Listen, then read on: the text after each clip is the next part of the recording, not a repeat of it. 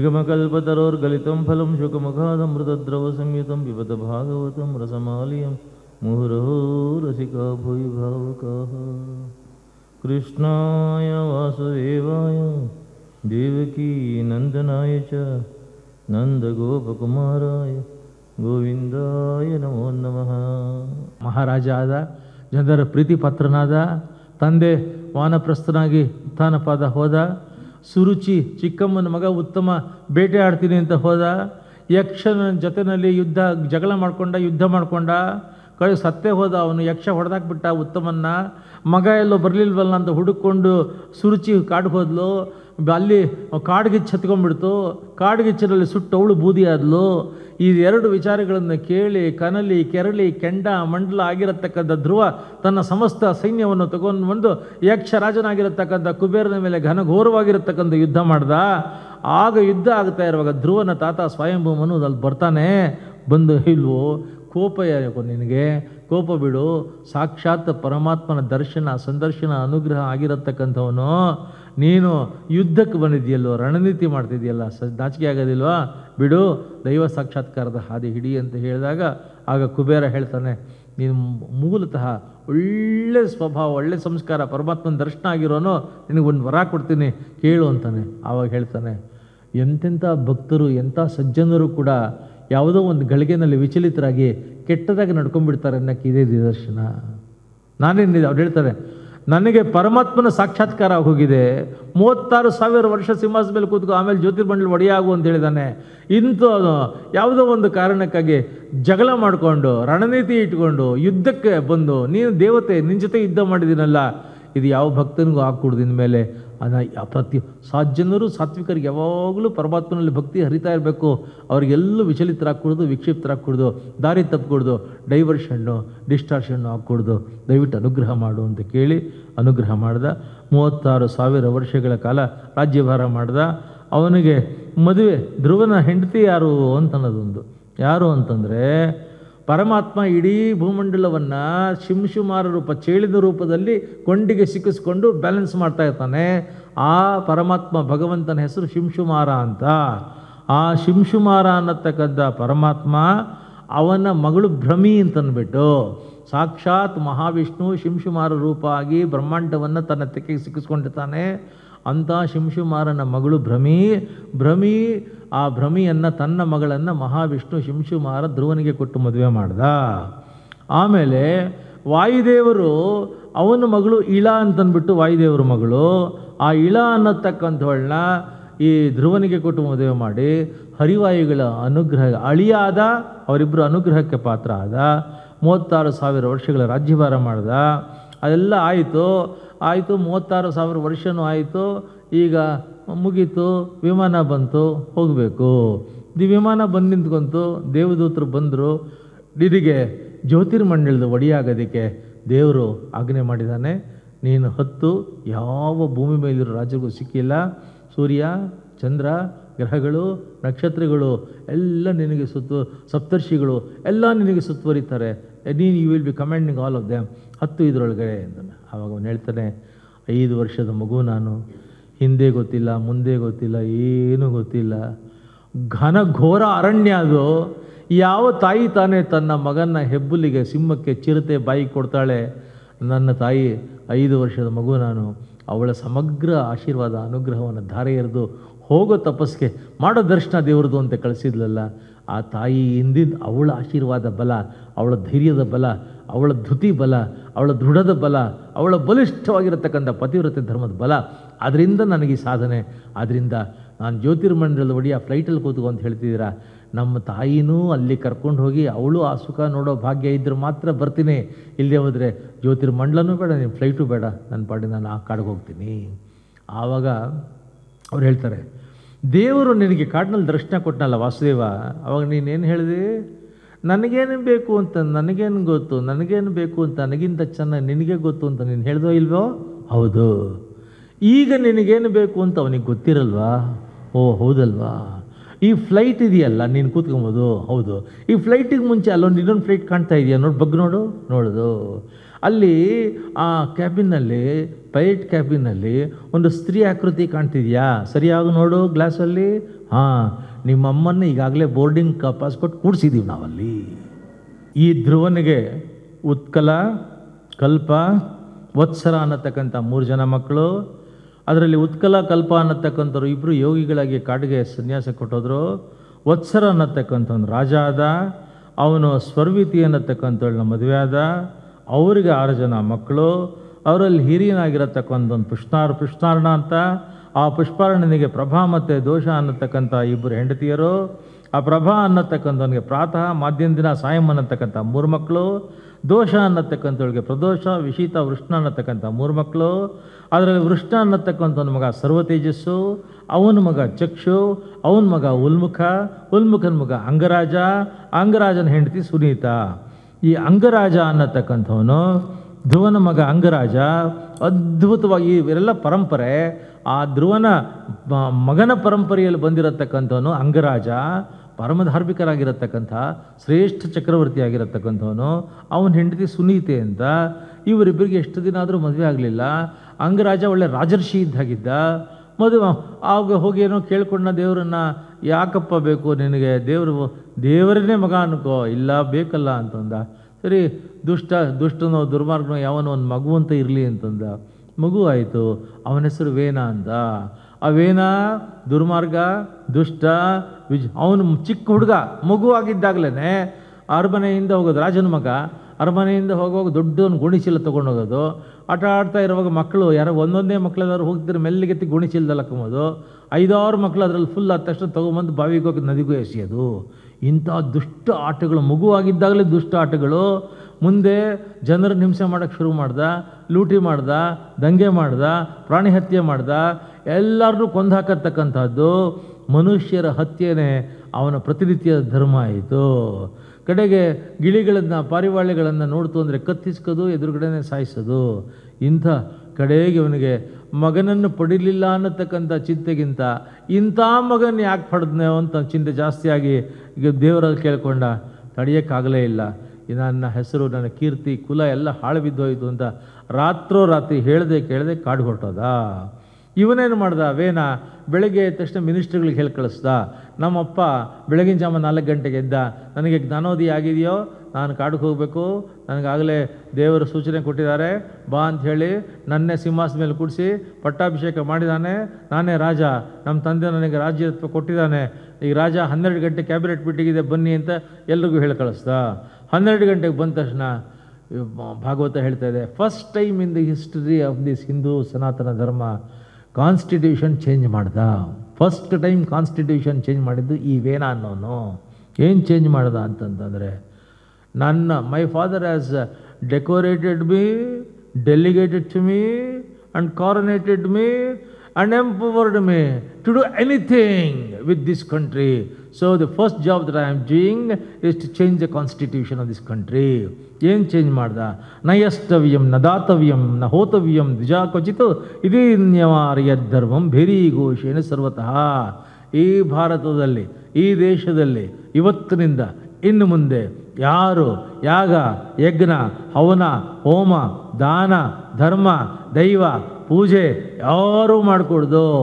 ಪೂಜೆ, ಪ್ರಾರ್ಥನೆ, ಸತ್ಕರ್ಮಗಳು, ಸದಾಚಾರ, ಅನುಷ್ಠಾನ ಯಾವುದಕ್ಕೂ ಅವಕಾಶ ಇಲ್ಲ. ಎಲ್ಲ ಟೆಂಪಲ್ಸು ಇವತ್ತಿನಿಂದ ಪರ್ಮನೆಂಟ್ ಲಾಕೌಟ್ ಮಾಡ್ತಾ ಇದ್ದೀನಿ ನಾನು. ಫಸ್ಟ್ ಟೈಮ್ ವೇನ ತಂದಿದ್ದು. ಆಮೇಲೆ ಜನಗಳೆಲ್ಲ ಕಾಡಿಗೆ ಹೋಗಿ ಋಷಿಗಳ ಹತ್ರ ಹೇಳ್ಕೊಂಡ್ರು, ಪರ್ವರ್ಟ್ ಬಂದು ಕೂತ್ಕೊಂಡ್ಬಿಟ್ಟಿದ್ದಾನೆ, ಎಲ್ಲೂ ದಾನ ಇಲ್ಲ, ಧರ್ಮ ಇಲ್ಲ, ದೈವ ಇಲ್ಲ, ಏನಿಲ್ಲ, ಉಸಿರಾಡೋದು ಕಷ್ಟ ಆಗ್ತಾಯಿದೆ, ಸಫೋಕೇಶನ್ ಆಗ್ತಾಯಿದೆ. ಋಷಿಗಳು ಬಂದು ಬುದ್ಧಿ ಹೇಳಿದರು, ಲೈ ಬೇಡ ಕಣೋ, ಎಂಥ ಪರಂಪರೆಯಲ್ಲಿ ಬಂದಿದ್ಯಾ, ಅಂಗರಾಜನ ಪರಂಪರೆ, ಧ್ರುವನ ಪರಂಪರೆ, ಉತ್ಥಾನಪಾದನ ಪರಂಪರೆ, ಸ್ವಯಂಭೂಮನು ಪರಂಪರೆ, ಬ್ರಹ್ಮದೇವರ ಪರಂಪರೆ. ಸರಿಯಾಗಿ ಅವ್ರು ಹೇಳ್ದ, ನಾನು ರಾಜ ಪ್ರತ್ಯಕ್ಷ ದೇವತಾ ಅಂತ ಶಾಸ್ತ್ರ ಹೇಳ್ತಾ ಇದೆ, ನಾನೇ ದೇವತೆ, ನನಗೆ ಅಭಿಷೇಕ ಮಾಡಿ, ನನಗೆ ಅಲಂಕಾರ ಮಾಡಿ, ನನಗೆ ಮಂಗಳಾರತಿ ಮಾಡಿ, ನನ್ನ ಬಿಟ್ಟು ಇನ್ನೊಬ್ಬ ದೇವ್ರನ್ನ ಮಾಡಿದರೆ ನೀವು ನನಗೆ ಅನ್ಯಾಯ ಮಾಡ್ತಿದ್ದೀರಾ ಅಂಥೇಳಿ ನಿಮ್ಮನ್ನು ಕೊಂದು ಹಾಕಿಸ್ಬಿಡ್ತೀರಿ ಅಂತ ಕೂಗುದ. ಅವರಂದರು, ಇಂಥ ಅವಿವೇಕಿಗೆ ಶಸ್ತ್ರ, ಅಸ್ತ್ರ, ಕತ್ತಿ, ಬಿಲ್ಲು, ಬಾಣ ಏನೂ ಅಗತ್ಯ ಇಲ್ಲ ಅಂದರು. ಅಲ್ಲಿ ಕೂತಿದ್ದ ಸಿಂಹಾಸನದ ಮೇಲೆ ಎಲ್ಲ ಋಷಿಗಳು ಸುತ್ತಲೂ ನಿಂತ್ಕೊಂಡ್ರು ಋಷಿಗಳು ಸುತ್ತಲೂ ರೌಂಡ್ ನಿಂತ್ಕೊಂಡ್ರು. ಒಂದು ಕಣ್ಣು ಮುಚ್ಕೊಂಡ್ರು. ಒಂದು ಸಲ ಹೂಂಕಾರ ಮಾಡಿದರು. ಹೂಂಕಾರ, ಆ ಹೂಂಕಾರ ಮಾಡಿದ ಶಬ್ದದ ಪ್ರಭಾವದ ಪ್ರವಾಹದ ಪ್ರಹಾರ ಹೇಗಿತ್ತು ಅಂದರೆ within next minute that fellow fell dead, ಸತ್ತು ಬಿದ್ದ ಅವನು. ಆ ಹೂಂಕಾರವನ್ನು ಮಾಡಿ ಅವನು ಬಿದ್ದ.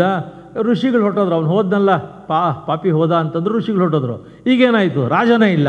ರಾಜ ಇಲ್ಲ ಅಂದರೆ ಅರಾಜಕತೆ. ಅರಾಜಕತೆ ಅಂದರೆ ಲೂಟಿ, ದಂಗೆ, ಕಳ್ಳರು, ಕಾಕರು, ಲಾಟಿಕೋರರು. ದಿನ ಕಡೆಗೆ ಜನಗಳೆಲ್ಲ ಮತ್ತೆ ಋಷಿಗಳ ಹತ್ರಕ್ಕೆ ಹೋಗಿ ಅರಾಜಕತ್ವಾಗಿದೆ, ಅನಾಯಕತ್ವಾಗಿದೆ, ಹಾಳು ಬಿದ್ದು ಹೋಗಿದೆ, ದಯವಿಟ್ಟು ಬಂದು ಇದಕ್ಕೊಂದು ವ್ಯವಸ್ಥೆ ತಂದು ಕೊಡಿ ಅಂತಂದಾಗ ಆಗ ಬಂದರು. ಬಟ್ ಆವಾಗ ಸಿಸ್ಟಮ್ ಏನಿತ್ತು ಅಂತಂದರೆ ರಾಜನ ಪರಂಪರೆಯವರೇ ರಾಜರಾಗಬೇಕು. ಡೆಮೋಕ್ರಸಿ, ಎಲೆಕ್ಷನ್ನು ಸಿಸ್ಟಮ್ ಏನಿಲ್ಲ, ರಾಜನ ಪರಂಪರೆನೇ ಇರಬೇಕು. ಯಾರಿದ್ದಾರೆ? ಯಾರೂ ಇಲ್ಲ ಅವನ ಕಡೆಯವರು. ಆವಾಗ ಅವರಮ್ಮ ಸುನೀತಿ ಅಂತ ಇದ್ದಿಲ್ಲ, ಅಂಗರಾಜನ ಹೆಂಡತಿ, ಅವನು ಕರೆದ್ರು. ಅವತ್ತು ನಾವು ಹೂಂಕಾರ ಮಾಡಿದ್ವಿ, ಅವನು ಸತ್ತು ಬಿದ್ದಲ್ಲ, ಮೃತದೇಹವನ್ನೇನು ಮಾಡಿದ್ವಿ. ಋಷಿಗಳಿಗೆ ಒಂದು ವಿಚಾರ ಗೊತ್ತಿತ್ತು, ಆ ಸುನೀತೆ ಮಗನ ತುಂಬ ಪ್ರೀತಿ ಮಾಡ್ತಾಯಿದ್ಲು. ಅಂಥ ದುಷ್ಟ ಆದರೂ ಕೂಡ, ಭ್ರಷ್ಟ ಆದರೂ ಕೂಡ ವಿಪರೀತ ಪ್ರೀತಿ ಮಾಡ್ತಾಯಿದ್ಲು. ಅವಳು ಹೇಳಿದ್ಲು, ಇವರ ಶಕ್ತಿ ಗೊತ್ತಿತ್ತು ಋಷಿಗಳದ್ದು, ಸುಳ್ಳು ಹೇಳಿದ್ರು ಪ್ರಯೋಜನ ಇಲ್ಲ ಅಂತ.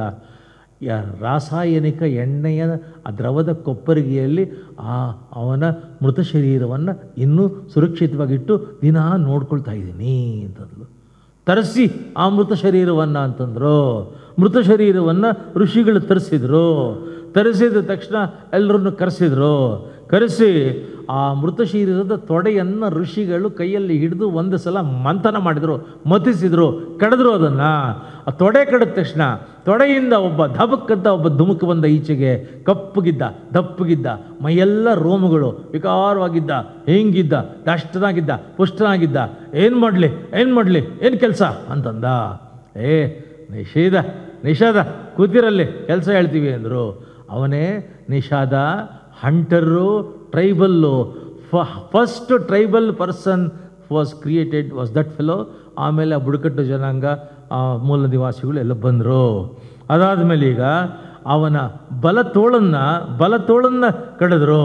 ಬಲತೋಳನ್ನು ಮಂಥನ ಮಾಡಿದಾಗ ಸುರಸುಂದರನಾಗಿರತಕ್ಕಂಥ, ಜಗದೇಕ ಸುಂದರನಾಗಿರತಕ್ಕಂಥ, ಅತಿಲೋಕ ಸುಂದರನಾಗಿರತಕ್ಕಂಥ, ಅಜಾನುಬಾಹವಾಗಿರತಕ್ಕಂಥ, ನವಕೋಟೆ ಮನ್ಮಥನಾಗಿರತಕ್ಕಂಥ, ಸರ್ವಲಕ್ಷಣ ಲಕ್ಷಿತನಾಗಿರತಕ್ಕಂಥ, ಅದ್ಭುತವಾಗಿರತಕ್ಕಂತಹ 1,000 ಮನ್ಮಥರ ತೇಜಸ್ಸು ಮುಖದಲ್ಲಿ ಅರಳಿರತಕ್ಕಂಥ ಅದ್ಭುತ ಒಬ್ಬ ಅಜಾನುಬಾಹ ಒಬ್ಬ ಇಳಿದು ಬಂದ.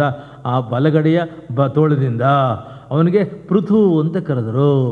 ಈಗ ಎಡಗಡೆ ತೋಳನ್ನು, ಆ ಮೃತದೇಹದ ಎಡಗಡೆ ತೋಳನ್ನು ಕಡಿದ್ರು. ಅದರಿಂದ ಸಾಕ್ಷಾತ್ ಮಹಾಲಕ್ಷ್ಮಿ ಹಾಗೆ ವೈಭವ, ವಿಜೃಂಭಣೆ, ಅಲಂಕಾರದ ಲಕ್ಷಣಗಳಿಂದ ಕಂಗೊಳಿಸ್ತಾ, ಪ್ರಜ್ವಲಿಸ್ತಾ, ಜಜ್ವಲ್ಯಮಾನವಾಗಿ ನಿಧಾನವಾಗಿ ನಡ್ಕೊಂಡು ಒಬ್ಬಳು ಬಂದಳು. ಅವಳನ್ನ ಅರ್ಚಿ ಅಂತ ಕರೆದರು. ಪೃಥು ಮತ್ತು ಅರ್ಚಿ. ಏಷ ವಿಷ್ಣುರ್ ಭಗವತಃ ಕಲಾ ಭುವನ ಪಾಲಿನಿ ಇಯಂಚ ಲಕ್ಷ್ಮ್ಯಾಂ ಸಂಭೂತಿ ಪುರುಷಸ್ಯಾನಪಾಯಿನಿ. ಅಂದರೆ ಪರಮಾತ್ಮ ಮಹಾವಿಷ್ಣುವಿನೇ ಪೃಥುವಿನ ರೂಪದಲ್ಲಿ ಅಂಶನಾಮಕನಾಗಿ ಬಂದ. ಈ ಪೃಥು ಪರಮಾತ್ಮ ಮಹಾವಿಷ್ಣುವಿನ ಅಂಶ, ಅರ್ಚಿ ಮಹಾಲಕ್ಷ್ಮಿ ಅಂಶ. ಈಗ ದೇವತೆಗಳೆಲ್ಲ ಆಕಾಶದಿಂದ ಪುಷ್ಪವೃಷ್ಟಿಯನ್ನು ಅವರಿಬ್ಬರ ಮೇಲೆ ಕರೀತಾ ಇದ್ದಾರೆ. ಆಕಾಶದಿಂದ ಹೂಮಳೆ ಆಗ್ತಾ ಇದೆ. ತಕ್ಷಣ ಕುಬೇರ, ಒಂದು ಕ್ಷಣದಲ್ಲಿ ಕುಬೇರ ಬಂದು ರತ್ನ ಸಿಂಹಾಸನವನ್ನು ಇಬ್ಬರಿಗೂ ಇಟ್ಟ. ವರುಣ ಬಂದ ಶ್ವೇತಛತ್ರವನ್ನು ಹಿಡಿದು ವರುಣ ತುಂತುರು ಮಳೆಯನ್ನು ಅಲ್ಲಿ ಕರೆದ. ವಾಯುದೇವ ಸಾಕ್ಷಾತ್ ಒಂದು ಇಬ್ಬರಿಗೂ ಚಾಮರವನ್ನು ಬೀಸಿದ. ಸರಸ್ವತಿ ಅಪೂರ್ವವಾಗಿರತಕ್ಕಂಥ ಕಂಠಮಾಲಿಯನ್ನು ಕೊಟ್ಟಲು. ದೇವೇಂದ್ರ ದೇವಲೋಕದ ಕಿರೀಟವನ್ನು ತಂದು ಇಬ್ಬರಿಗೂ ಇಟ್ಟ. ಈಗ ಚಂದ್ರ ಅಮೃತಮಯವಾಗಿರತಕ್ಕಂಥ ಅಶ್ವಗಳನ್ನ, ರಥಗಳನ್ನು ತಗೊಂಬಂದು, ಬಂಗಾರದ ರಥಗಳನ್ನು ಕೊಟ್ಟ. ಈಶ್ವರ ಬಂದು ಅದ್ಭುತ ತೇಜಸ್ಸಿರತಕ್ಕಂಥ ಖಡ್ಗಗಳನ್ನು ಕೊಟ್ಟ. ಸಮುದ್ರ ರಾಜ ಅಪೂರ್ವವಾಗಿರತಕ್ಕಂಥ ಶಂಖಗಳನ್ನು ಕೊಟ್ಟ. ಪಾರ್ವತಿ ಗುರಾಣಿಯನ್ನು ಕೊಟ್ಟಲು. ಭೂಮಿ ಬಂದು ಪಾದಕೆಗಳನ್ನು ಕೊಡ್ತು. ಅಪೂರ್ವವಾಗಿರತಕ್ಕಂಥ ಶಂಖ ಸಮುದ್ರ ಕೊಡ್ತು. ವಂದಿಮಾಗದರು, ಸೂತರು ಎಲ್ಲರೂ ಪ್ರಶಂಸೆಗಳನ್ನು ಮಾಡ್ತಾ ಇದ್ದಾರೆ. ಏನು ಹೊಗಳಿಕೆ, ಏನು ಕಮೆಂಟ್ಮೆಂಟ್ಸು, ಏನು ಅಪ್ರಿಸಿಯೇಷನ್ನು, ಏನು ಅದ್ಭುತವಾಗಿರತಕ್ಕಂಥ ಎಲ್ಲ ಹೇಳ್ತಾ ಇದ್ದಾರೆ. You are great, you are glorious, ವೈಭವ, ವಿಜೃಂಭಣೆ. ತಕ್ಷಣ ಇವನು 1 ನಿಮಿಷ ಅಂತಂದ. ಎಲ್ಲ ಸೈಲೆಂಟ್ ಆದರು. ಹೇ ಸೂತ, ಹೇ ಮಾಗದ ಸೌಮ್ಯ ವಂದಿನ್, ಲೋಕೇಧುನಾ ಸ್ಪಷ್ಟ ಗುಣಸ್ಯ ಮೇ ಸ್ಯಾತ್, ಹಿಮಾಶ್ರಯೋವಂ ಸ್ತವಯೇಶ ಯೋಜಿತಾಂ ಮಮಯ್ಯ ಭುವನ್ ವಿಧಾರಣ ಸಹ. ಅಂದರೆ ಏ ಸೂತ, ಏ ಮಾಗದ, ಏ ಬಂದಿ, ಏ ಕಿನ್ನರ, ನಿಮ್ಮ ಪ್ರಶಂಸೆ ಮೊದಲು ಸಾಕು ಮಾಡ್ರೆ. I have not even started doing anything. ಏನು ಅಚೀವ್ಮೆಂಟ್ ಮಾಡಿಲ್ಲ, ನನಗೆ ಹೊಗಳ್ತಾ ಇದ್ದೀರಲ್ರೋ, ಆ ಪ್ರಶಂಸೆ ಸಲ್ಲದು. ಆದರೆ ಒಂದು ವಿಚಾರ ಹೇಳ್ತೀನಿ, ಕೇಳಿಸ್ಕೊಳ್ಳಿ. ಯಾರಾದರೂ ಪ್ರಶಂಸೆ ಮಾಡಿದಾಗ ರಿಜೆಕ್ಟ್ ಕೂಡ ಮಾಡಿಕೊಡೋದು. So I am not rejecting your appreciation, I am accepting your appreciation. ಅವಾಗ ಹೇಳ್ತಾನೆ, ಯಾರಾದರೂ ಪ್ರಪಂಚದಲ್ಲಿ ನಿಮ್ಮನ್ನು ಒಳ್ಳೆಯವನು ಅಂತ ಪ್ಯಾಟಿಂಗ್ ಒಂದೇ ಬ್ಯಾಕ್ ಮಾಡಿದಾಗ, ನಿಮಗೊಂದು ಒಳ್ಳೆ ಹೂನಾರ ಹಾಕಿದಾಗ, ಶಾಲ್ ಹಾಕಿದಾಗ, ಒಳ್ಳೆ ಮನುಷ್ಯ ಅಂದಾಗ, ಗ್ರೇಟ್ ಅಂದಾಗ, ಎಂಥ ಸಾಧಕರು ಅಂತಂದಾಗ, ನೀ ಸನ್ಮಾನ ಮಾಡಿದಾಗ, ನೀನದನ್ನು ನಾನು ಯಾವ ಸೀಮೆ ದೊಡ್ಡ ಮನುಷ್ಯ ಅಂತ ರಿಜೆಕ್ಟ್ ಮಾಡಿಕೊಡ್ದು. ಅವನು ಪೃಥು ಹೇಳ್ತಾ ಇರೋ ಮಾತು ಏನು ಅಂದರೆ, ಯಾರಾದರೂ ನಿನಗೆ ಅಪ್ರಿಸಿಯೇಷನ್ ಮಾಡಿದರೆ, ಹೊಗಳಿದರೆ, ಪ್ರಶಂಸೆ ಮಾಡಿದರೆ, ಹಾರ ಹಾಕಿದರೆ, ಶಾಲ್ ಹಾಕಿದರೆ, ನನ್ನೊಳಗಿರತಕ್ಕಂಥ ದೇವರಿಗೆ, ನನ್ನಿಂದ ಈ ಕೆಲಸ ಮಾಡಿಸಿದ್ದಕ್ಕಾಗಿ ನನ್ನೊಳಗಿರೋ ದೇವರಿಗೆ ಅವರು ನನ್ನನ್ನು ನಿಮಿತ್ತ ಮಾಡ್ಕೊಂಡು ಮಾಡ್ತಿರೋ ಪೂಜೆ ಅಂತ ಸ್ವೀಕಾರ ಮಾಡಬೇಕು, ಅದನ್ನು ರಿಜೆಕ್ಟ್ ಮಾಡಿಕೊಡ್ದು. ಪೃಥು ಚಕ್ರವರ್ತಿಯ ಮಾತಿದು. Whenever somebody appreciates you, somebody compliments you, somebody positively comments upon you, somebody praises you, somebody felicitates you, somebody honors you, you have to accept it, not in the audacity, not with arrogance that you have done it, that is why they are recognizing you. ನಿನ್ನೊಳಗಡೆ ಯಾವುದೋ ಒಂದು ಶಕ್ತಿ, ಚೈತನ್ಯ, ಪರಮಾತ್ಮ ಕೂತು ಇಂಥ ಒಂದು ಒಳ್ಳೆ ಸಾಧನ ಮಾಡಿಸಿ ಇಂಥ ಗೌರವ ಕೊಡ್ತಾ ಇದ್ದಾನಲ್ಲ, ಆ ಪರಮಾತ್ಮನಿಗೆ ಅವರು ನಿನ್ನನ್ನು ನಿಮಿತ್ತ ಮಾಡ್ಕೊಂಡು ಮಾಡ್ತಿರೋ ಪೂಜೆ, ಆ ಪೂಜೆಯನ್ನು ಸ್ವೀಕಾರ ಮಾಡು ಅಂತ ಹೇಳ್ತಾ ಇದ್ದಾನೆ. ಈಗ ಇಷ್ಟೆಲ್ಲ ಅಪ್ರಿಸಿಯೇಷನ್ನು, ಗ್ಲೋರಿ, ವೈಭವ, ವಿಜೃಂಭಣೆ ನಡೀತು, ಎಲ್ಲ ಹೋದರು. ಆಮೇಲೆ ಅರಮನೆಯಿಂದ ಆಚೆಗೆ ಬಂದ ಪೃಥು ಚಕ್ರವರ್ತಿ. ಅರಮನೆಯಿಂದ ಆಚೆಗೆ ಬರ್ತಾನೆ. ಲಕ್ಷ ಲಕ್ಷ ಜನ, ಆ ರಾಜ್ಯದ ಜನಗಳು ಮೂಳೆ ಚಕ್ಕಳುಗಳಾಗೋಗಿದ್ದಾರೆ, ಅಸ್ಥಿ ಪಂಜರಗಳಾಗೋಗಿದ್ದಾರೆ, ನಡುಗುತ್ತಾ ಇದ್ದಾರೆ. ಏನೂ ಇಲ್ಲ, ಎಲ್ಲ ಸತ್ವ ಕಳ್ಕೊಂಡಿದ್ದಾರೆ, ಚೈತನ್ಯ ಕಳ್ಕೊಂಡಿದ್ದಾರೆ, ಎಲ್ಲ ನೋಡೋಕ್ಕೆ ವಿಕಾರವಾಗಿದ್ದಾರೆ. ಯಾರು ನೀವೆಲ್ಲ ಅಂದ. ನಿನ್ನ ರಾಜ್ಯದ ಪ್ರಜೆಗಳು ನಾವು. ಯಾಕೆ ಹೀಗಾಗಿದ್ದೀರಾ? ಊಟ ಇಲ್ಲ, ತಿಂಡಿ ಇಲ್ಲ, ಹಾಲಿಲ್ಲ, ನೀರಿಲ್ಲ, ಒಂದು ಲೋಟ ನೀರಿಲ್ಲ, ಧಾನ್ಯ ಇಲ್ಲ, ಏನೂ ಇಲ್ಲ, ಪತ್ರ ಇಲ್ಲ, ಪುಷ್ಪ ಇಲ್ಲ, ಹಾಲಿಲ್ಲ, ಹಣ್ಣಿಲ್ಲ, ಬೆಳೆ ಇಲ್ಲ, ಮಳೆ ಇಲ್ಲ, ಏನೂ ಇಲ್ಲದೆ ಅನೇಕ ಜನ ಹೊರಟೆ ಹೋದರು. ನಾವು ಹೊರಟೋಗಿಸ್ತಾರಿಲ್ಲಿದ್ದೀವಿ. ಯಾಕೆ ಅಂತಾನೆ, ಭೂಮಿ ಎಲ್ಲ ಬಚ್ಚಿಟ್ಕೊಂಡ್ಬಿಟ್ಟಿದ್ದಾಳೆ. ಭೂಮಿ ನೀರನ್ನು, ಧಾನ್ಯವನ್ನು, ಬೆಳೆಯನ್ನು, ಮಳೆಯನ್ನು, ಹಣ್ಣು ಎಲ್ಲ ಬಚ್ಚಿಟ್ಕೊಂಡ್ಬಿಟ್ಟಿದ್ದಾಳೆ. ಏನೂ ಸಿಗದೆ ಕೊರಗ್ತಾ ಇದ್ದೀವಿ. ಆಗ ವಿಚಿತ್ರ ಕೋಪ ಬಂತು. ನನ್ನ ರಾಜ್ಯದ ಕೋಟಿ ಕೋಟಿ ಪ್ರಜೆಗಳಿಗೆ ಹೀಗೆ ದಣಿಸ್ತಾ ಇದ್ದೀನಿ ಅಂತ ಹೇಳಿ ತಕ್ಷಣ ತನ್ನ ಬಾಣವನ್ನು ತೆಗೆದ, ಬಾಣವನ್ನು ಹೂಡ್ದ, ಭೂಮಿಗೆ ಇಟ್ಟ. ಈಗ ಹೇಳ್ದ, ನನ್ನ ಯೋಗಶಕ್ತಿಯಿಂದ ನಾನು ಇಡೀ ಭೂಮಿಯನ್ನು ಸುಟ್ಟು ಭಸ್ಮ ಮಾಡಿ ಇನ್ನೊಂದು ಮರು ಸೃಷ್ಟಿಯನ್ನು ಮಾಡಿ ಇವರಿಗೆ ಆಹಾರ ಕೊಡಿಸ್ತಾ ಇದ್ದೀನಿ ಅಂದಾಗ, ಆಗ ಭೂಮಿ ಗೋವಿನ ರೂಪ ಪಡೆದುಕೊಂಡು ಬಂದು, ನಾನು ಬಚ್ಚಿಟ್ಕೊಂಡಿದ್ದು ನಿಜ. ಯಾಕೆ ಅಂದರೆ ನೀನು ಯಾವ ದೇಹದಿಂದ ಬಂದೋ, ನಿಮ್ಮಪ್ಪ ವೇನ ರಾಕ್ಷಸನಾಗಿದ್ದ, ಭೀಕರನಾಗಿದ್ದ, ದುಷ್ಟನಾಗಿದ್ದ, ದುರ್ಮಾರ್ಗನಾಗಿದ್ದ, ಕೆಟ್ಟ ಜನಗಳಿಂದ ಕಟ್ಕೊಂಡು ಒಳ್ಳೆಯವರಿಗೆ ತೊಂದರೆ ಕೊಡ್ತಾ ಇದ್ದ. ಅವನಿಗೆ ಐಶ್ವರ್ಯ, ಸಂಪತ್ತು ಯಾವುದು ದಕ್ಕೂಡ್ದು, ಸಿಕ್ಕೂಡ್ದು ಅಂತ ಹೇಳಿ ಎಲ್ಲ ಬಚ್ಚಿಟ್ಕೊಂಡಿದ್ದೆ. ಈಗ ಮಹಾನುಭಾವ ನೀನು ಬಂದಿದ್ದೀಯಲ್ಲಪ್ಪ, ಒಂದು ಕರು ತಗೊಂಬ, ಒಂದು ಪಾತ್ರೆ ತಗೊಂಬ, ಏನು ಬೇಕು ಅದು ಕರ್ಕೋ, ಏನು ಬೇಕು ಅದು ಪಡ್ಕೋ. ಈಗ ಪೃಥು ಚಕ್ರವರ್ತಿ ತಾನು ತನ್ನ ಪೂರ್ವದ ಮೊದಲನೇ ವ್ಯಕ್ತಿ ರಾಜ ಆಗಿದ್ದಂಥ ಸ್ವಯಂಭೂಮನವನ್ನೇ ಕರು ಮಾಡ್ಕೊಂಬಂದು ಇಡೀ ಜಗತ್ತಿಗೆ ಬದುಕಕ್ಕೆ ಬೇಕಾಗಿರತಕ್ಕಂಥ ನಿಸರ್ಗ ಸಹಜ ಎಲ್ಲ ಪೋಷಕ ದ್ರವ್ಯಗಳನ್ನು ಪಡ್ಕೊಂಡು he gave it to the people. ಆಮೇಲೆ ಅಂದ್ಕೊಂಡ, ಋಷಿಗಳು ಪಾಪ ಏನು ತಪ್ಪು ಮಾಡಿದ್ದಾರೆ ಅವ್ರಿಗೂ ಹೇಳಿ ಕಳಿಸ್ದ, ರೀ ಒಂದು ಕರು ತೊಗೊಂಬನ್ರಿ, ಒಂದು ಪಾತ್ರೆ ತೊಗೊಂಬನ್ರಿ, ಎಲ್ಲ ಕೊಡ್ತಾ ಇದೆ ಭೂಮಿ, ಪಡ್ಕೊಳ್ರಿ. ಋಷಿಗಳು ಬೃಹಸ್ಪತಿಯನ್ನು ಕರು ಮಾಡ್ಕೊಂಬಂದರು. ಪಾತ್ರೆಯಲ್ಲಿ ಎಂದ, ನಮ್ಮ ಬಾಯಿ ಮತ್ತು ನಮ್ಮ ಕಿವಿ, ಶ್ರವಣೇಂದ್ರಿಯ, ವಾಗೀಂದ್ರಿಯ, ಇದೇನೇ ನಮ್ಮ ಪಾತ್ರೆ. ಏನು?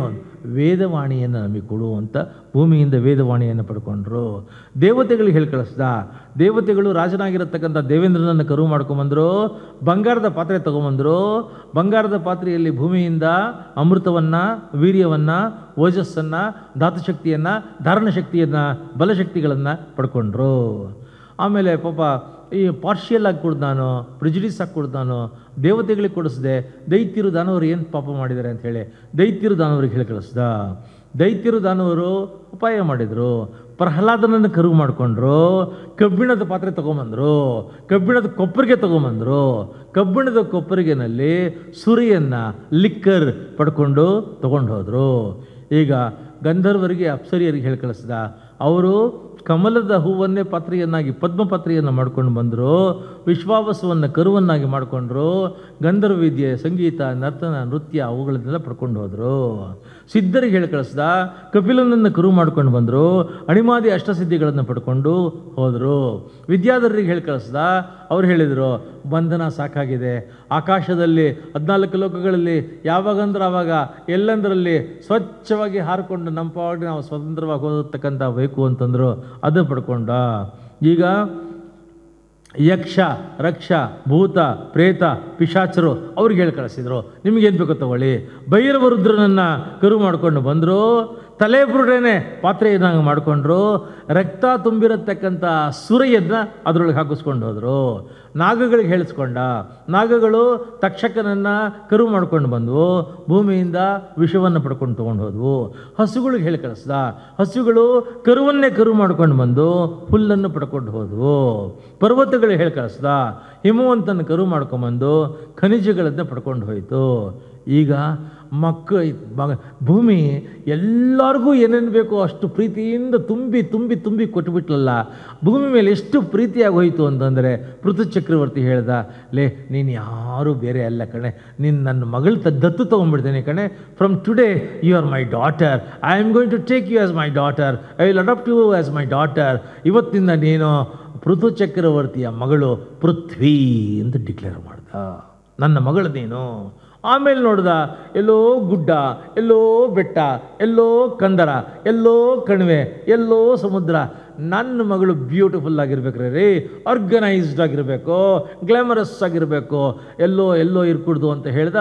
First time in the history the world introduced A civilisation. ಕೋಟೆಗಳನ್ನು, ಕೊತ್ತಲೆಗಳನ್ನು, ಗ್ರಾಮಗಳನ್ನು, ನಗರಗಳನ್ನು, ರಸ್ತೆಗಳನ್ನು, ಬತೇರಿಗಳನ್ನು ಎಲ್ಲ beautifully organised earth first time create ಮಾಡಿ ಪೃಥ್ವಿ ಅನ್ನತಕ್ಕಂಥದ್ದನ್ನು ಮಾಡ್ದ.